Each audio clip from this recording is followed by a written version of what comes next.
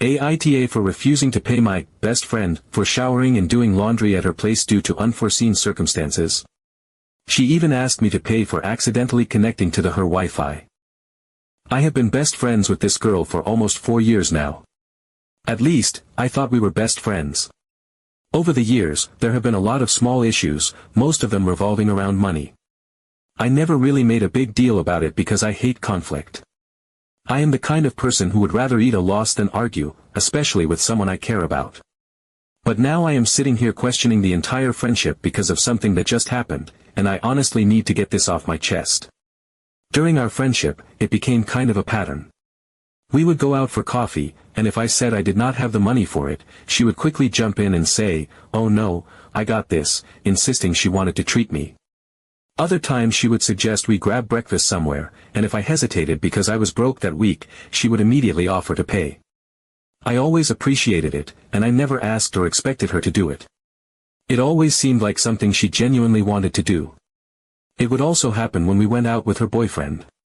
Sometimes he would insist on covering the bill for everyone. For example, we would all go out to dinner, and he would say he would pay for everyone's meals. Then my fiancée, not wanting to feel like we were taking advantage, would step in and say no, let us pay for our own meals. Then her boyfriend would push back and say, no, he insisted. So at the end of the night, it would seem like everything was good. But then, like clockwork, the next day I would get a text from my friend. The kind of text that makes your stomach drop. She would send a detailed message about how much we owed them for our portion. Even though they had insisted on paying the night before, even though it seemed like a gift in the moment, it always came back to money. And every time it happened, I swallowed my pride, pulled out my wallet, and paid without saying anything. I avoided conflict at all costs because the friendship mattered to me. Meanwhile, on our side, whenever we bought them things, whether it was a meal, coffee, or even hosting them at our home, we never once asked for money in return. Not once. We just thought that is what friends do. You help each other out without keeping score. Fast forward to about a month ago. There was an issue at their place. They had no water for several days, and they were desperate. They reached out and asked if they could come over to shower. Of course, we said yes. No hesitation. We even had to switch on our geyser, which had been off because we were trying to save electricity and money. But we did not say a word about the cost. We just wanted to help our friends in a difficult time. They came over, showered, used our bathroom, our towels, our hot water, and then left. No drama, no money talk, no expectations. That is how I thought real friendship worked. Now, here is where it gets really painful. Recently, we have been going through a rough patch ourselves. We have been without electricity for over a week. It has been extremely stressful and difficult, especially because we do not have many people we can lean on around here. So I reached out to my best friend, the same one we had helped not so long ago, and asked if we could come over just to do a load of laundry and take a shower. She said it was fine. We went over, did our laundry, took a quick shower, thanked them profusely, and left. Later, when we asked if we could come by again to do another load and shower, her response was like a punch in the gut. She told me, word for word, that we could, but we would have to pay them at the end of the month for the utilities we were using. I was stunned. It was not a joke. She was completely serious. I could not believe it. After everything we had done for them, without ever asking for a cent, she was now treating us like we were burdening them for basic human kindness. It made me realize that in her mind, every favor came with a price tag. Nothing was ever freely given. At that point, I decided we were not going to go back. I was not about to get handed some ridiculous bill at the end of the month for one shower and a load of laundry.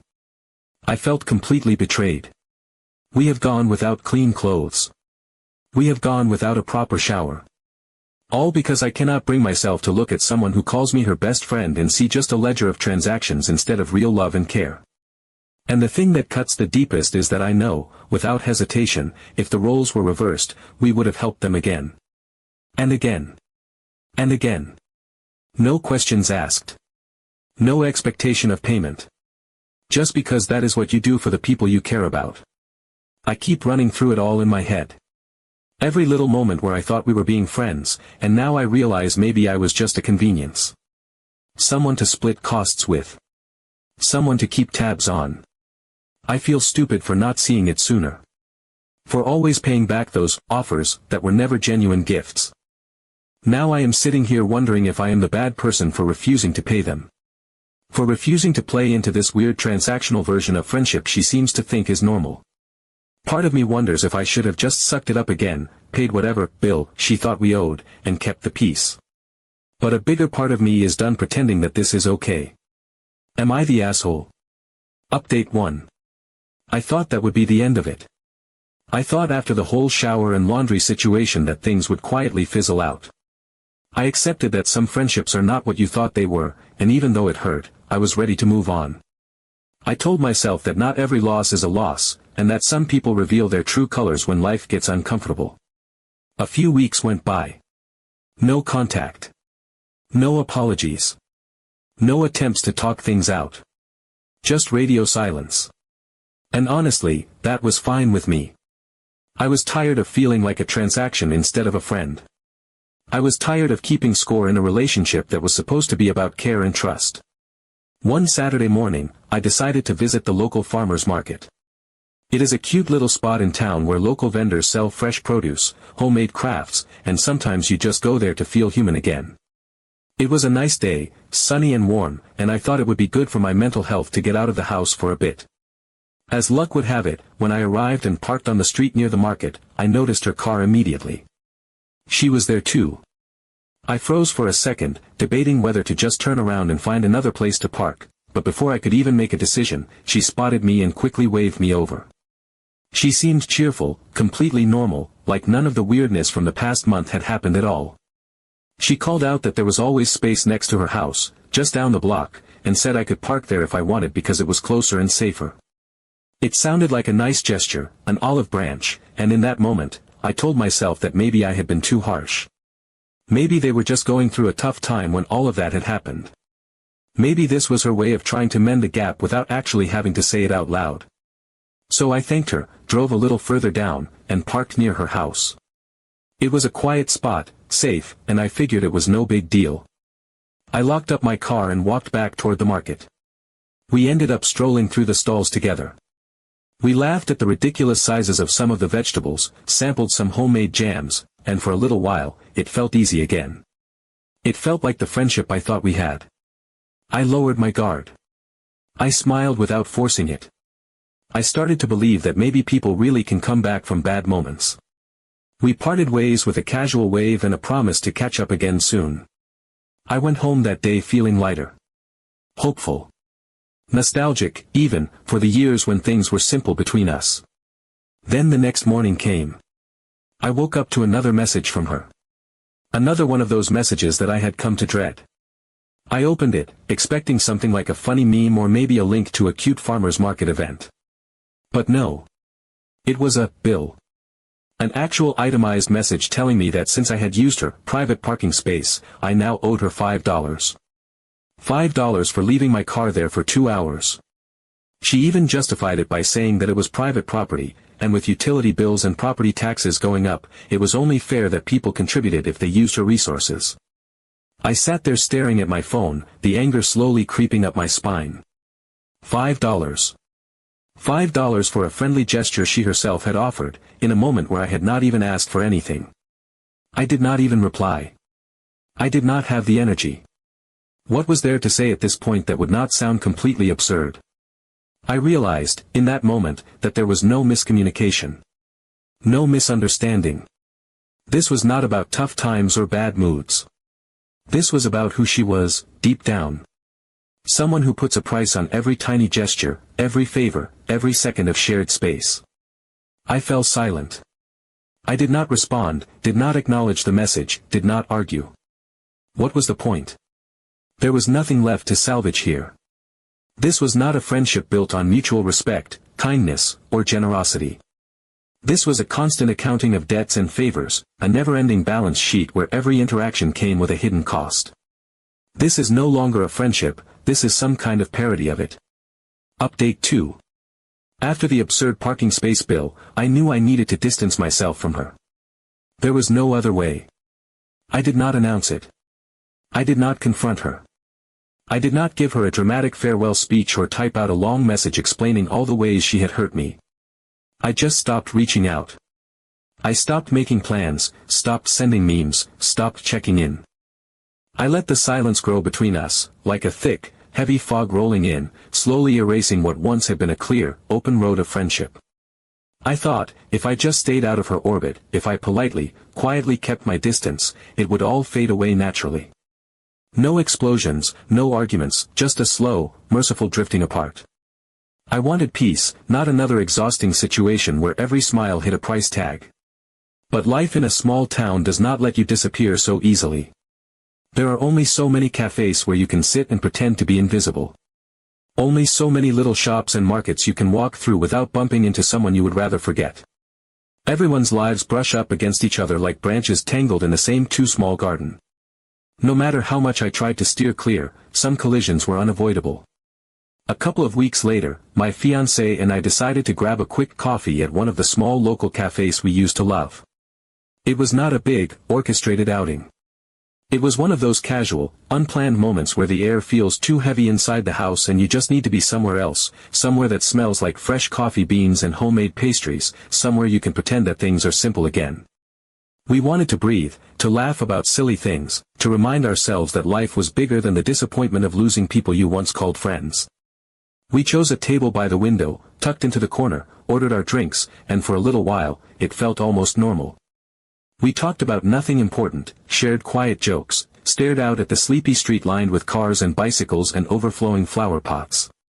I let myself relax, let my shoulders drop, let my mind wander to lighter places. That was when I saw them. Her and her boyfriend, sitting at a table just across the room, so close I could hear the clink of their cutlery. I felt a jolt in my chest, a tightening that immediately made me sit a little straighter, a little stiffer. It was too late to get up and leave without making a scene. Too late to pretend I had not seen them. So I stayed seated, my hands wrapped tightly around my coffee cup, forcing myself to keep my gaze steady, my conversation flowing. We did not acknowledge each other. No waves, no awkward smiles of recognition, no nods across the room. Just silence. It was a strange kind of tension, not loud or aggressive, but a heavy, invisible wall standing between our two tables. Two former friends, sitting just feet apart, pretending we had nothing to say, pretending that we had never shared late-night talks, laughter, inside jokes, favors freely given. It was like watching a bridge rot away until all that remained were two lonely ends dangling above an uncrossable river. After about an hour, we finished our coffee. We lingered a little longer, reluctant to leave the warm smell of roasted beans and freshly baked scones, but eventually, we stood up, smiled at the barista, and headed home. I told myself it was fine. That was just how it would be now. We would cross paths, we would not speak, and life would go on. I even dared to feel a tiny flicker of hope that maybe, just maybe, I could truly detach myself from her drama, even if fate and geography occasionally threw us into the same room. We got home, curled up on the couch, picked a random movie, and let the day roll on, simple and unremarkable. For the first time in a long time, I felt like I could breathe again. Then the next morning, my phone buzzed. I knew it before I even looked. I felt it like a cold hand gripping my heart. The inevitable message had arrived. She wrote to tell me that my fiancé had forgotten his jacket at the cafe. She explained that they had spotted it after we left, and they had picked it up so it would not get lost. She said I could come by and pick it up. It sounded normal, innocent, even helpful. It was the kind of thing you expect friends, or even just decent acquaintances, to do without a second thought. I hesitated. Part of me wanted to reply with a simple thank you and ask her to leave it at the cafe for me to pick up later. Part of me did not want to set foot on their property ever again. But another part of me, tired of dragging everything out, decided to just get it over with. A clean cut, one last visit, and I could finally move on. I drove to their house, a familiar route my car could probably have taken blindfolded. As I pulled up to the curb, my stomach twisted into a tight, anxious knot. The house looked the same, the garden still half wild, the same crooked mailbox, the same sun-faded welcome mat. It was like nothing had changed on the outside, even though everything inside me had shifted beyond recognition. She opened the door with a smile that was just a little too bright, holding the jacket in her hand like a prize. I stepped forward, took the jacket, feeling the rough fabric under my fingers, feeling the weight of everything that had passed between us settle heavily on my shoulders. And then, almost as if she could not resist slipping in one last sting, she said it. She said that since I had sat in their yard for a while the day before and had automatically connected to their Wi-Fi, I owed them $3 for using their internet. For a moment, time seemed to freeze. I stood there, the jacket clutched to my chest like armor, staring at her smiling face, trying to process the sheer pettiness of what I was hearing. It was so absurd that for a second I wondered if I had misheard her. $3. For Wi-Fi. That I had not even consciously used. It must have been an old connection, from months ago, when we were still friends and sharing a password had been a symbol of trust, not a secret invoice. I felt the laughter bubbling up in my throat, sharp and hysterical. I felt tears stinging the backs of my eyes. I wanted to laugh until I collapsed or cry until there was nothing left inside me. It was such a small amount of money, but it represented something so much larger, something broken and sad and irreparable. I thought about all the times I had cooked meals for them without asking for anything in return. All the times we had hosted them, driven them around, invited them into our home, paid for coffees and pizzas and never, not once, kept score. I thought about how many times I had believed that friendship meant giving without expecting, helping without charging, loving without measuring. And here I was, standing on her porch, being charged $3 for the simple, automatic act of a phone reconnecting to an old Wi-Fi network. I knew then, with a kind of cold, bitter clarity, that I could not argue with her. There was no point. She did not see the loss. She did not see what she had turned into. To her, it was all just business as usual. Another line item in a friendship ledger that had long ago stopped being about love or loyalty. I looked her in the eye, kept my voice calm even though every nerve in my body was vibrating with anger and sadness, and said, I do not owe you anything. Then, without another word, without a glance back, I turned around and walked away, clutching the jacket like a tattered relic of a friendship that no longer existed. Even if it sounded rude, I could not play their economic friendship anymore. Update 3. About a month after the jacket and Wi-Fi debacle, after I had mentally closed the door on whatever we used to have, she reached out. It was unexpected, to say the least. I had not heard a single word from her since the day I walked off her porch without looking back. I thought the silence between us had finally solidified into something permanent. I thought we had both moved on, resigned to our quiet, mutual exile from each other's lives. But one morning, I woke up to a long text from her. Not one of those clipped, exhausting payment demands, but an actual message written with emotion and weight. She said she had been thinking about everything that had happened, that she felt like we had drifted apart, and that it was making her incredibly sad. She said she wanted to put things in their place, her words carefully chosen, like she was trying to create a bridge without knowing if I would meet her halfway. I stared at the message for a long time. My first instinct was to ignore it. To protect myself. To avoid reopening wounds that had barely started to heal. But something about the tone of her message was different this time. Less defensive. Less transactional. It sounded real. Vulnerable, even. We agreed to meet at a small cafe, neutral territory, a cozy little spot with chipped teacups and lopsided chairs where we had once shared laughter without a price tag attached. I went there without much expectation. I promised myself that I would listen, but I would not beg for anything.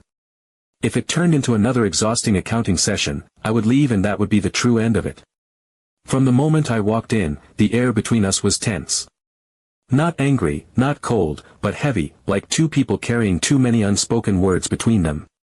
She was already there, sitting at a small corner table with her boyfriend beside her, both of them looking a little nervous, a little uncertain. I sat down, my heart pounding harder than it should have for a simple conversation between old friends. The words came slowly at first, like trying to untangle a knot that had been pulled too tight for too long. She explained that in her family, it had always been customary to pay each other for everything, even the tiniest things. If someone cooked dinner, the others would chip in for groceries. If someone stayed over, they would offer money for water or electricity. She said that for her, it was not about greed or distrust. It was about respect. About honesty. About never putting anyone in the position of feeling used or taken advantage of. Her boyfriend nodded along, his voice steady as he admitted that they both shared that fear. That anxiety about being seen as freeloaders or burdens. It was not about me, he said. It was about old habits and old scars, deeper than either of them had ever realized. I listened carefully, feeling the anger inside me soften but not completely disappear. When it was my turn to speak, I told her that for me, true friendship was about selflessness. About helping each other in difficult moments without keeping score. That every time she had sent me a bill for something small, every time she had turned a moment of kindness into a transaction, I had felt like a customer instead of a friend. I told her that it made me question my place in her life, made me wonder if she saw me as someone she loved or just someone she tolerated until it was time to settle up. We talked for hours, untangling years of misunderstandings and mismatched expectations. There were tears, real ones, the kind you do not wipe away because you are too busy speaking truths you had buried for too long.